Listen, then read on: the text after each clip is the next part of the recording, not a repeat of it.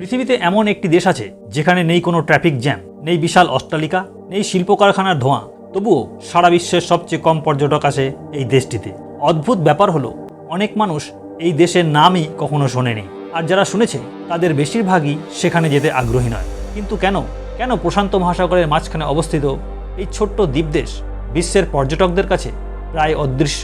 এটি কি শুধুই দূরত্বের কারণে, নাকি এর পেছনে লুকিয়ে আছে আরও বড় কোনো বাস্তবতা? আজকের এই ডকুমেন্টারিতে আমরা জানব প্রশান্ত মহাসাগরের ছোট্ট দেশ তুভালু সম্পর্কে এমন কিছু তথ্য যা শুনে আপনি অবাক হয়ে যাবেন। প্রশান্ত মহাসাগরের বিশাল নীল জলরাশির মাঝে অস্ট্রেলিয়া এবং হাওয়াইয়ের মাঝামাঝি অঞ্চলে ছড়িয়ে আছে 9টি ছোট্ট প্রবাল দ্বীপ। এই 9টি দ্বীপ মিলেই গঠিত হয়েছে স্বাধীন রাষ্ট্র তুভালু।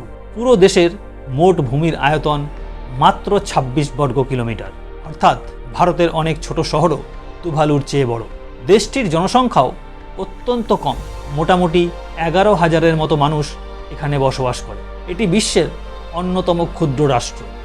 তুভালুর রাজধানীর নাম ফুনাফুটি। এখানেই দেশের অধিকাংশ সরকারি অফিস, স্কুল, হাসপাতাল এবং একমাত্র আন্তর্জাতিক বিমানবন্দর অবস্থিত। তুভালুর সরকারি ভাষা তুভালুয়ান এবং ইংরেজি, এবং এখানকার মুদ্রা তুভালুয়ান ডলার এবং অস্ট্রেলিয়ান ডলার দুটিই ব্যবহৃত হয়। 1000 বছরেরও বেশি আগে পলিনেশীয় নাবিকরা বিশাল প্রশান্ত মহাসাগর পাড়ি দিয়ে এই দ্বীপগুলোতে এসে বসতি স্থাপন করেন। তাদের জীবন ছিল মাছ ধরা, নারকেল চাষ এবং সমুদ্র নির্ভর সংস্কৃতির উপর ভিত্তি করে। অনেক শতাব্দী ধরে বাইরের বিশ্বের সঙ্গে তেমন কোনো যোগাযোগ ছিল না। 16শো শতাব্দীতে ইউরোপীয় অভিযাত্রীরা প্রথম এই দ্বীপগুলোর খোঁজ পান। পরবর্তীতে 1900 শতাব্দীতে ব্রিটিশ সাম্রাজ্য এই অঞ্চলকে নিজেদের নিয়ন্ত্রণে নিয়ে আসে। তখন তুভালুর নাম ছিল অ্যালিস আইল্যান্ডস। দীর্ঘ ঔপনিবেশিক শাসনের পর 1978 সালে তুভালু স্বাধীন রাষ্ট্র হিসাবে আত্মপ্রকাশ করে।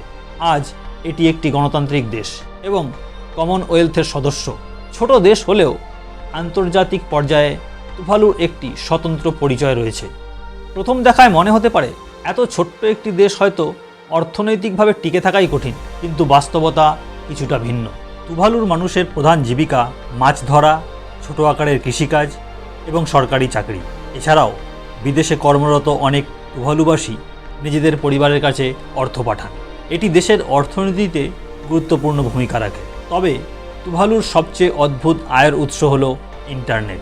শুনতে অবাক লাগলেও বিশ্বজুড়ে টেলিভিশন স্ট্রিমিং এবং মিডিয়া সংশ্লিষ্ট অসংখ্য প্রতিষ্ঠান দেশটির ইন্টারনেট ডোমেইন ব্যবহার করতে আগ্রহী।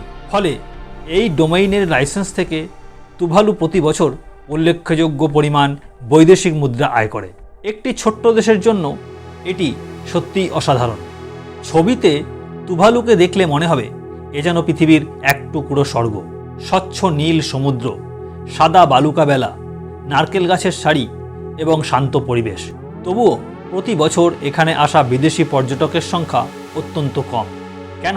শুধুই কি দূরত্ব, নাকি আরও বড় কোনো কারণ আছে? আসলে এর উত্তর একটি নয়, বরং একাধিক বাস্তব কারণ রয়েছে, যেগুলো মিলেই তুভালুকে বিশ্বের সবচেয়ে কম ভ্রমণ করা দেশগুলোর একটি বানিয়েছে। আর সেই কারণগুলোই আমরা জানব। এখানে পৌঁছানোই সবচেয়ে বড় চ্যালেঞ্জ। তুভালুতে ভ্রমণ করতে চাইলে প্রথম সমস্যার মুখোমুখি হতে হয় সেখানে পৌঁছানো। বিশ্বের অধিকাংশ দেশের মতো তুভালুতে প্রতিদিন আন্তর্জাতিক ফ্লাইট আসে না। দেশটির একমাত্র আন্তর্জাতিক বিমানবন্দর ফুনাফুটি আন্তর্জাতিক বিমানবন্দর। এটি এতটাই ছোট যে দিনে মাত্র কয়েকটি ফ্লাইট পরিচালিত হয়। সাধারণত অস্ট্রেলিয়ার ফিজি থেকে সীমিত সংখ্যক ফ্লাইট তুভালুতে যায়। আপনি যদি ভারত, বাংলাদেশ বা ইউরোপ থেকে যেতে চান তাহলে একাধিকবার বিমান বদলাতে হতে পারে। কখনো কখনো আবহাওয়ার কারণে ফ্লাইট বাতিলও হয়ে যায়। ফলে তুভালুতে যাওয়া শুধু সময় সাপেক্ষই নয়, অনিশ্চিত। অনেকেই ভাবেন ছোট দেশ মানেই কম খরচে ঘোরা যাবে, কিন্তু তুভালুর ক্ষেত্রে বাস্তবতা সম্পূর্ণ উল্টো। সীমিত ফ্লাইট, কম যাত্রী এবং দূরবর্তী অবস্থানের কারণে বিমান ভাড়া অনেক বেশি। এছাড়া দেশটিতে পর্যটকের সংখ্যা কম হওয়ায় হোটেলের সংখ্যাও খুব সীমিত। যে কয়েকটি গেস্ট হাউস বা হোটেল রয়েছে সেগুলোর কক্ষ আগেভাগেই বুক হয়ে যেতে পারে। খাবারের ক্ষেত্রেও অনেক পণ্য বিদেশ থেকে আমদানি করতে হয়। ফলে দৈনন্দিন প্রয়োজনীয় জিনিসের দামও অন্যান্য অনেক দেশের তুলনায় বেশি। অর্থাৎ আপনি যদি বিলাসবহুল ভ্রমণ নাও করেন, তবুও তুভালু ভ্রমণ মোটেও সস্তা নয়। তুভালু কখনো বৃহৎ পর্যটন শিল্প গড়ে তোলার চেষ্টা করেনি, ফলে এখানে আপনি পাবেন না বড় বড় সমুদ্র তীরবর্তী রিসর্ট, বিলাসবহুল হোটেল, বৃহৎ শপিং মল বা জমজমাট নাইট লাইফ। অনেক পর্যটকের কাছে এসবই একটি ভ্রমণের গুরুত্বপূর্ণ অংশ, কিন্তু তুভালু একেবারেই ভিন্ন। এখানে জীবন চলে ধীর গতিতে, লোকজন একে অপরকে চেনে, রাস্তায় গাড়ির সংখ্যাও খুব কম, কোথাও কোনো তাড়াহুড়ো নেই। যারা শান্ত পরিবেশ পছন্দ করেন তাদের কাছে এটি স্বর্গ। কিন্তু অ্যাডভেঞ্চার, বিনোদন অথবা বিলাসবহুল ছুটি খুঁজছেন এমন অনেক পর্যটকের কাছে তুভালু আকর্ষণীয় হয়ে ওঠে না। তুভালুর স্বাস্থ্য ব্যবস্থা ছোট দেশের মতোই সীমিত। এখানে একটি প্রধান হাসপাতাল রয়েছে, কিন্তু জটিল চিকিৎসার প্রয়োজন হলে রোগীকে প্রায়ই ফিজি অথবা অন্য দেশে পাঠাতে হয়। একইভাবে প্রাকৃতিক দুর্যোগ বা বড় ধরনের জরুরি পরিস্থিতিতেও সহায়তা পৌঁছাতে সময় লাগে। এই কারণেও অনেক ভ্রমণকারী, বিশেষ করে পরিবার নিয়ে ভ্রমণকারীরা তুভালুকে এড়িয়ে চলেন। তুভালুর আসল সৌন্দর্য এর সরল জীবনযাত্রায়। ভোরের সূর্যোদয়, স্থানীয় মানুষের হাসিমুখ, নিরিবিলি সমুদ্র এবং প্রকৃতির নীরবতা, এটাই তুভালুর সবচেয়ে বড় আকর্ষণ। কিন্তু আধুনিক পর্যটনের সঙ্গে অভ্যস্ত অনেক মানুষের কাছে এই শান্ত জীবন একঘেয়ে মনে হতে পারে। আর এই কারণেই প্রতি বছর অসংখ্য মানুষ ফিজি, মালদ্বীপ অথবা বালিকে বেছে নিলেও তুভালুর নাম তাদের ভ্রমণ তালিকায় খুব কমই আসে। কিন্তু তুভালুর সবচেয়ে বড় সমস্যা এগুলোর কোনোটিই নয়, বরং একটি ভয়ঙ্কর সংকট ধীরে ধীরে পুরো দেশটিকেই মানচিত্র থেকে মুছে দেওয়ার হুমকি দিচ্ছে। কেন বিজ্ঞানীরা বলছেন আগামী কয়েক দশকের মধ্যে তুভালুর অস্তিত্বই সংকটে পড়তে পারে? আর কেন এই ছোট্ট দেশটি আজ জলবায়ু পরিবর্তনের সবচেয়ে বড় প্রতীক হয়ে উঠেছে? সবচেয়ে বড় সংকট, সমুদ্রের উচ্চতা বাড়ছে। এখন পর্যন্ত আমরা জেনেছি তুভালুতে পর্যটক কম আসার নানা কারণ, কিন্তু এসবের চেয়েও বড় একটি বাস্তবতা আছে। এমন একটি সমস্যা যা শুধু পর্যটন নয়, পুরো দেশটির অস্তিত্বকেই প্রশ্নের মুখে দাঁড় করিয়েছে। সেটি হলো জলবায়ু পরিবর্তন। তুভালুর অধিকাংশ ভূমি সমুদ্রপৃষ্ঠ থেকে মাত্র 2 থেকে 3 মিটার উঁচু। অর্থাৎ পৃথিবীর সমুদ্রপৃষ্ঠের উচ্চতা যদি ধীরে ধীরে বাড়তেই থাকে, তাহলে সবচেয়ে আগে ঝুঁকিতে পড়বে এই দ্বীপ দেশ। উঁচু পাহাড় নেই, নিরাপদ উঁচু অঞ্চল যেখানে মানুষ আশ্রয় নিতে পারবে। এ কারণেই তুভালুকে বিশ্বের সবচেয়ে ঝুঁকিপূর্ণ দেশগুলোর একটি হিসেবে ধরা হয়। সমুদ্রের জল ধীরে ধীরে ভূগর্ভস্থ মিষ্টি জলের স্তরে প্রবেশ করছে, ফলে অনেক কূপের জল লবণাক্ত হয়ে যাচ্ছে। কৃষিকাজও ক্রমশ কঠিন হয়ে পড়ছে। অনেক গাছ আগের মতো ফল দিচ্ছে না। স্থানীয় মানুষ বৃষ্টির জল সংরক্ষণ করে পানীয় জলের চাহিদা মেটানোর চেষ্টা করেন। বৃষ্টিপাত কম হলে পরিস্থিতি আরও কঠিন হয়ে যায়। তখন বিদেশ থেকে পানীয় জলও আনতে হয়। একটি দেশের জন্য এটি কত বড় চ্যালেঞ্জ সহজেই বোঝা যায়। তুভালুর সরকার শুধু অপেক্ষা করে বসে নেই, তারা একটি অভিনব পরিকল্পনা গ্রহণ করেছে।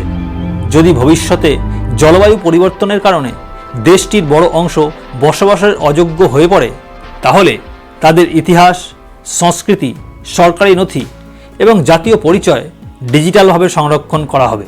এই ধারণাকে অনেকে বলেন ডিজিটাল নেশন, অর্থাৎ বাস্তব ভূমি ক্ষতিগ্রস্ত হলেও রাষ্ট্রের পরিচয় ডিজিটাল জগতে টিকে থাকবে।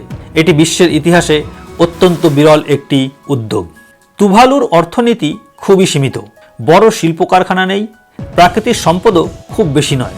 দেশটির আয়ের গুরুত্বপূর্ণ উৎসগুলোর মধ্যে রয়েছে মাছ ধরার লাইসেন্স, বিদেশি সহায়তা, বিদেশে কর্মরত নাগরিকদের পাঠানো অর্থ এবং বিশ্বজুড়ে জনপ্রিয় টিভি, ইন্টারনেট ডোমেইনের লাইসেন্স।